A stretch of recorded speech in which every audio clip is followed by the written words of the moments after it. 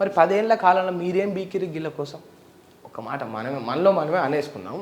Double బెడ్రూమ్లు కట్టిరు కదా, మీరు ఏం పీకిండ్రు 10 ఏళ్ల కాలంలో గిళ్ళ కోసం? మాకు కూడా ఒక సందేహం ఉంది, ప్రజలకు కూడా ఉన్నది, పాపం తెలవాలి కదా.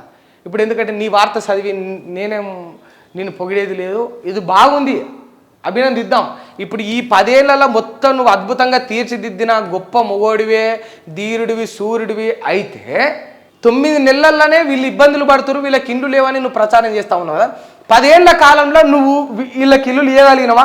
10 ఏళ్ళు పాలించిన నువ్వు ఇల్లు ఇవ్వగలిగినవా?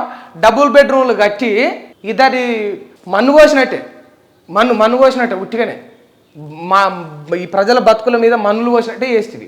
ఆ సొమ్మంతా తీసుకుపోయి ఒక్కడికన్నా ఇచ్చినవా డబుల్ బెడ్రూమ్? నీ హయాంలో నువ్వు ఇన్ టైంలో డబుల్ బెడ్రూమ్లు పూర్తి చేసి క్వాలిటీగా డబుల్ బెడ్రూమ్లు కట్టి అర్హులైన ఇండ్లు లేని వీళ్ళందరికీ నువ్వు డబుల్ బెడ్రూమ్లు ఇచ్చుంటే ఇవాళ బుల్డోజర్లు పంపి గతి వీళ్ళకి వచ్చినప్పుడు